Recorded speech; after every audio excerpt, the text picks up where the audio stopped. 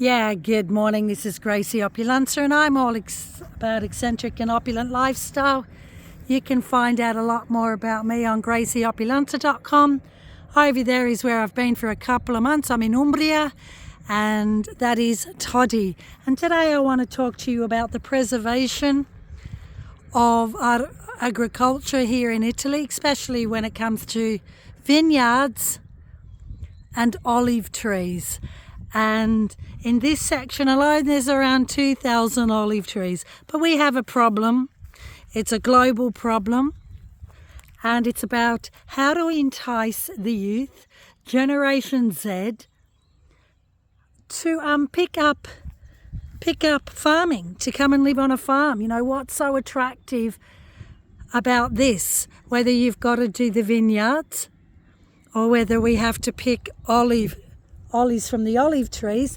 Now, olive oil in Italy has doubled in price. It's doubled globally due to diseases and, well, basically diseases all around Italy. Now, we're in Umbria, in the centre of Italy.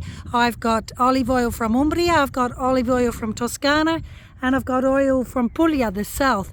And they're very, very different. Now, the olive oil that you buy in the supermarket is blended. They water it down. Just money-saving exercise, basically. But the olive oil that I get from Toddy or from Puglia or from Tuscany, I see with my own eyes, is blended as well, or you can get it in its purest form. It really comes down to cultural. Now, there's a farmer here that I'm going to connect that has 1,000 olive trees, and he is the purest of olive oil, in that it's like a single malt. It's like a whiskey. It's not blended at all, and it looks different and it tastes different, and it's medicinal, meaning it's medicine. And my passion here in Italy is the depopulation of Italy due to economics. This is all about economics now. This is what I'm talking about. How are we going to get the youth, Generation Z, to be inspired and enticed to come and live this lifestyle? And it comes down on an economical debate. For example, honestly, you could be the nomadic and live the digital nomad lifestyle that I do, but my money is not made in Italy. I can assure you of that. And anyone living this affluent and luxury lifestyle will say the same. The international buyers that buy in Umbria, in Tuscany and Puglia, they've already made their money. They do not depend on Italy for it. And if they want to avoid tax, then they pay about €150,000 to avoid tax. So we've all made our money in other places, in other forms. So where does that leave our Generation Z and our youth, that we're trying to inspire and entice to take up farming? It's great for the mind, body and soul. How do we use AI in an industry like this? How do we use robots and technology to pick the olive trees, the olives? I know how it's picked, and I've seen it, and you can look at on my YouTube and on my blog. But a lot of the olive farms are hand-picked, or they've got this little machine like a chainsaw that shakes the trees. The nets around the olive tree, and then the olives fall, and then you pick it. But that's hard work. That's time-consuming. On an economical front, that's a disaster. Now, I also live in Southeast Asia, and I see robots picking coconuts. No one wants to do the hard work. This isn't where you can wear your high heels, is it? This isn't where you can wear your Gucci, your Prada, your Vuitton, let alone your Zara clothing. This isn't an attractive lifestyle for the youth. It's too isolated. So let's talk about economics. Let's talk about the debate. Help me. How do I entice a dying trade? Look, in Italy, you can buy olive farms for peanuts. No one wants to do it. The youth do not want to pick olives, let alone produce olive oil, which economically isn't gonna make you rich. And that is also in the wine industry. I mean, Toddy is a city of wine. I'm buying good bottles of wine for €5. Are you kidding me? I can't live on that. I can't live on a lifestyle like this at €1,000 a month. I'll go back. I live a nomadic lifestyle. I do not make, and I've never made my money in Italy. Italy's depopulating. 200,000 people a year, mainly youth, either going to the cities or getting out of the country. They're going to Australia, where you get paid really well if you've got an education. They're going to, sadly, countries that pay better than Italy. Italy doesn't have a minimum wage. And on average, and I meet people that earn €1,000 a month in Rome. I was in Rome last week. Are you kidding me? I ain't working for €1,000 a month. It's a tough lifestyle. Don't those €1 homes. It's a good idea, but how are you going to buy the €1 home? Then you've got to do it up. How are you going to sustain your economics? It's all about scale of economy. Here, the olive oil's doubled in price, but do you think that comes to this guy here, to the farmer? It doesn't. The ones that make the money are the supermarkets. Hence, the illegality, thanks the deception of blending the olive oils. That olive oil that you got at Waitrose, that olive oil at Tosco's, let alone Emmy, Essalunga, let alone Kmart or Coles. It's blended. It's not coming from its purest form. And I'm going to be heading to someone that makes it to his purest forms. What do you think he's doing? Do you think he's selling it to the restaurants? Do you think he's selling it to mainstream? Of course not. He wants top euro. He is economically making sure that he is sustainable and that it's worth his while. It is not only for the love and passion of Italy. You can't. Do you know how many people that buy in Italy and then realise, oh my goodness, how are we going to keep the income? How are we going to generate income? How are we going to entice the youth? There's nothing luxurious about picking olives off an olive tree. It's a skill to cut it. I've seen it with my own eyes. Eastern Europeans are learning the art of carting these olive trees. Eastern Europeans are picking the olives. Not even the Italians want to touch it because it's just not culturally alluring. It's not the place to be seen. It's not a Kardashian lifestyle. It's not a football lifestyle. So what do? How is the Italian government going to save its vineyards and its olive trees and its depopulation? Now, I have driven around Umbria for 2 months and Perugia, university city. And I've seen crumbling cities 20 minutes out of Perugia or out of Assisi, crumbling because the youth, it's not sustainable. You can't make money. You can't live in these places. So where is it going wrong that Italy is not alluring its youth? Its youth are going to Australia, to London. I don't blame them. This is all about economics. Beautiful cypress trees. That movie, Under the Tuscan Sun. Hello, we're under the Umbrian sun. I can do this lifestyle, my people, because for 25 years I've had an Australian education. I do not make my money in Italy.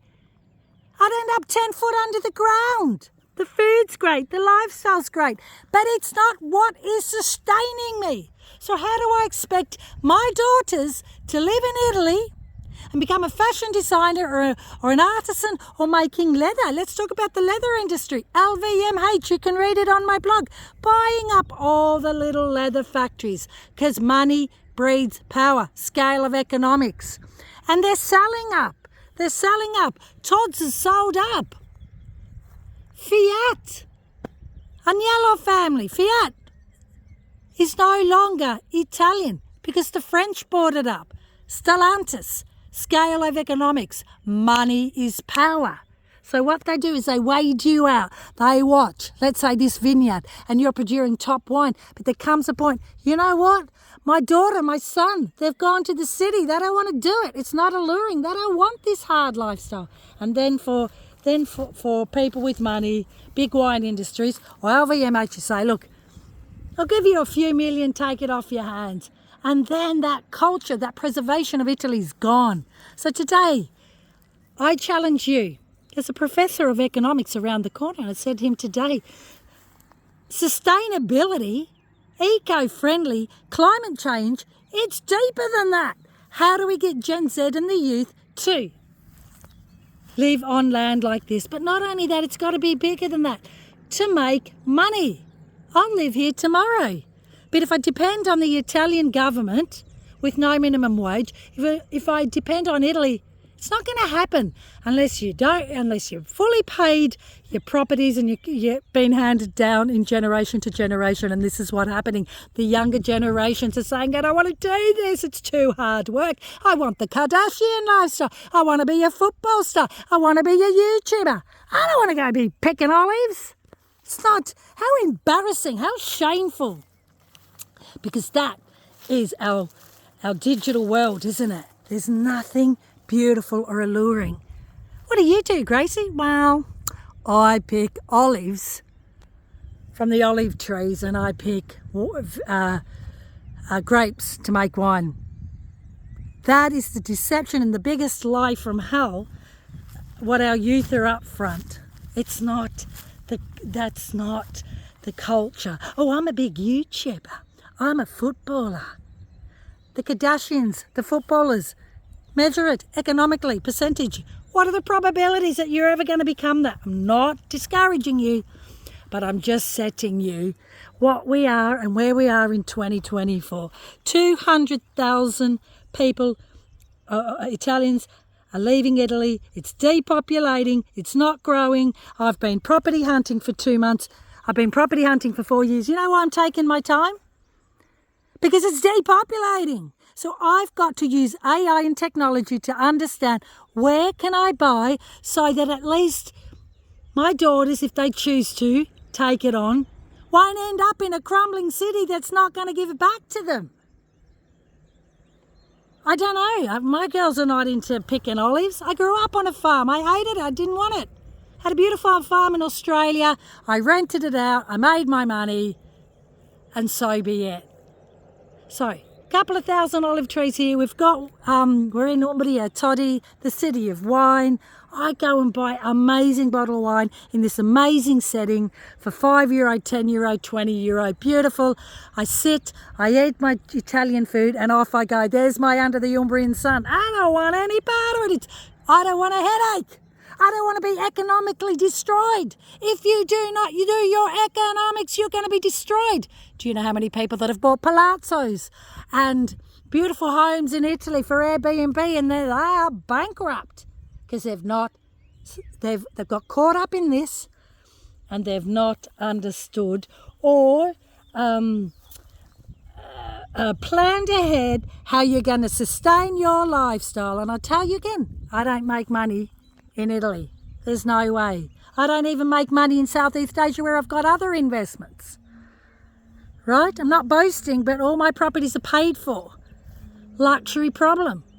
But that's because we've planned, we've studied, we've made money. I don't depend on the bank. The bank loaning you money works in their favour, not yours.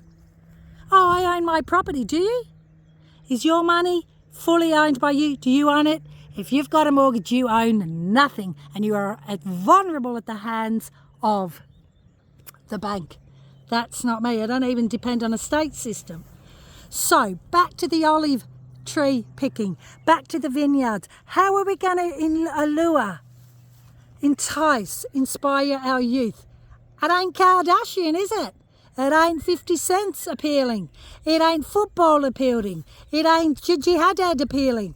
Who wants to say I pick olives for living? Who wants to say that I pick grapes for a living? Our world, our tech, our media have marketed it so well it's shameful. It's not shameful at all. I work in the world of luxury. Ferraris and Rolls Royces and Bentleys and everything. This, I can tell you, it doesn't get more luxury than this. That I will now go down the road and buy the best olive oil in Italy, let alone the world. Pure, single, not blended. You go to your Kmart, your Coles, your Tesco, your Waitrose. You go to your Essalunga. all that olive oil that you're capturing, ecological, archaeological rubbish. If you don't see it with your own eyes, they're fooling you, they're blending it, they're watering it down, all in the name of economics. That you're paying double now for olive oil doesn't mean you're getting the best price for it. Same with Prada, Gucci. You think you're getting the best leather in the world? Absolutely rubbish. 200 this year. Little factories bought up at LVMH.